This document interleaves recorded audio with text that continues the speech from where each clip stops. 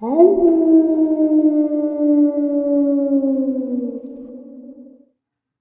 folks, it's Dave here with Restless Moon Outdoors. We're doing an overnight solo stealth camp in Florida's Withlacoochee State Forest near Holder Mine Campground in Citrus Wildlife Management Area. I hunted earlier in the morning and then I headed to set up camp. The hike was approximately 15 minutes from where I parked my vehicle. Wasn't too far. Most of this video is time-lapse to conserve time.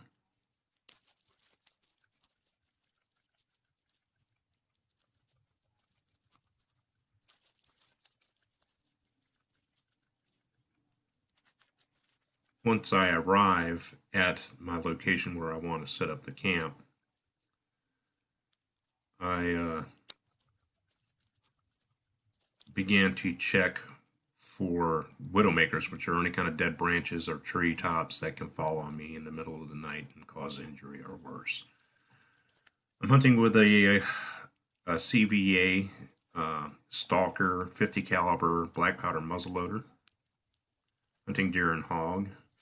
And now I'm going to clear the ground of any undergrowth and branches where I'm going to set up my hammock. Here I'm installing the hammock straps, one to each tree. They do not harm the trees. Now I'm going to install my ridgeline for my tarp.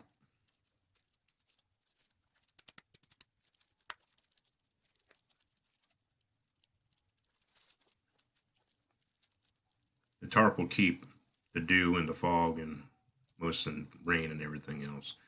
My hammock is a UCO hammock. It's camouflage. This is a stealth camp, so most of my equipment is camouflage. Now I'm installing the ridgeline for the hammock so it maintains the proper sag. I'm adjusting the height of the hammock so that my butt is not rubbing on the ground. Now I'm going to install the tarp. The tarp is a Free Soldier 118 by 126 inch multifunctional waterproof tarp. It has 16 tie outs along the edges and 3 tie outs down the center. I'm tying off the ends so that the tarp does not slide on the ridge line, and then I'm going to stake out all 4 corners. I personally like to use a center pole where the entrance is. This gives me headroom and just makes it nicer for your view. Now I'm going to put out my ground tarp, my ground sheet. This is a 5x7 camping tarp made by Ozark Trail, which is a Walmart brand. Very inexpensive, but it keeps the dirt from being dragged into the hammock. My air mat, instead of using a underquilt, is a Climate Static V air mat. Usually takes approximately 15 to 20 breaths to inflate. It is very comfortable. It is highly durable and carries a lifetime warranty. I'm also using Ozark Trail mummy bag, 20 degree mummy bag. It's supposed to get down to approximately high 30s, early 40s. Here I'm going to make the fire with a fire steel. I use raw cotton. The cotton is not covered with Vaseline like most people do. And I also use a Duraflame fire starter cube along with my fire steel. Fire steel immediately ignites the raw cotton when you can get a spark to it, and that in turn catches the starter block. I dig my fire pit only 1 shovel deep, and I do carry an actual small shovel. I do not carry a hiker's shovel. I'm striking the fire steel to try to get the cotton going, and I'm using pine cones as my tinder. Pine cones make excellent tinder. They catch, they burn for quite a bit, and they burn hot enough to where they can catch most small material and fuel quite easily. As you see, I got it started. I carry my fire kit in a Tupperware box. Keeps everything waterproof. Now I need to make a barbecue spit. In skewer, I'm going to be cooking Cornish hen for dinner tonight. We're using a stick that's long enough to branch across the fire pit. I got to scrape off all the bark, and once the bark is scraped off, you want to split the end down to the center and then sharpen the ends. When you put this through any kind of meat, it prevents it from spinning or freely turning, and then you get 2 Y sticks and you make yourself a skewer. Now I'm going to hang my food bag.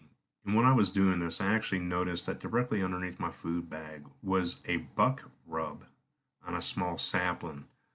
And it was fresh from that morning. I probably would have been better off hunting where I was camping instead of hunting where my tree stand was.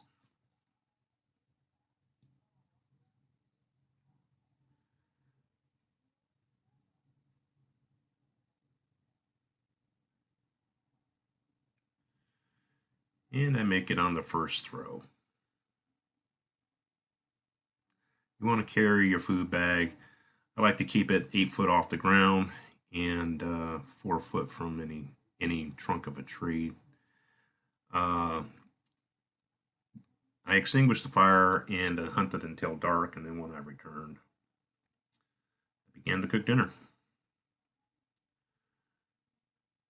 The area where I'm hunting does not have bears. However, hanging the bag is necessary due to coyotes and raccoons.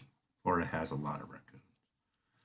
I'm going to make myself some coffee, and then probably I'm using a single burner Coleman stove with a propane butane fuel mixture cylinder and instant coffee.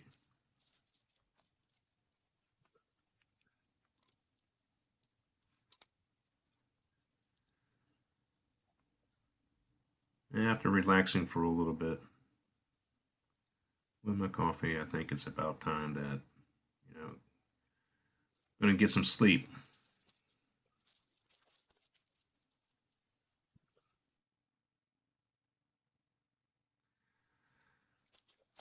Okay, I'm going to crawl in my setup. What you did not see me do in the video is that I did set up a bug net over my hammock that'll keep the mosquitoes and everything else out.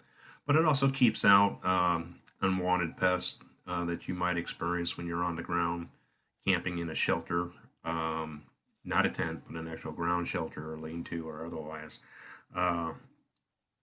It keeps the ticks, and we have lots of them, keeps the ticks out of crawling into it, and scorpions. Scorpions like to hide.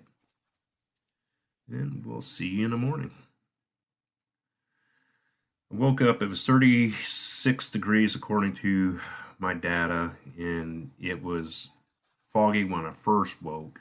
I sat in the hammock for about 30 minutes before I got out. The fire was still burning slightly, so it wasn't much to get it going again. And as you saw earlier, I did have an actual oil lamp or lantern, kerosene lantern, and I usually don't carry these in the woods. I like to pack a battery operated small light. When you carry a lantern, you got to carry fuel, and that just adds for more weight. But since I was so close to my vehicle, I thought I could make do with it. And I just brought it back with me on the way back to camp from when I hunted in that evening.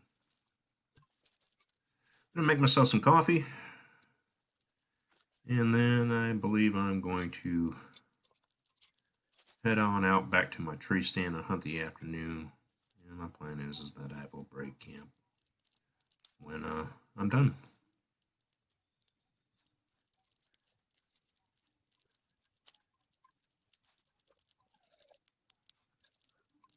Coffee is just so important to me. Gotta have the coffee. A lot of people who do the videos, they like to take beer and stuff like that with them. When you're solo packing, especially in Florida, especially in the summer months, it's usually not cold enough to carry anything that you need to keep cool, such as coolers or beer or anything like that. So everything's usually room temperature. Makes it easier to pack. And unfortunately, the hunt itself was unsuccessful. I did see several deer. Nothing was shootable, and so it is. Thank you for watching.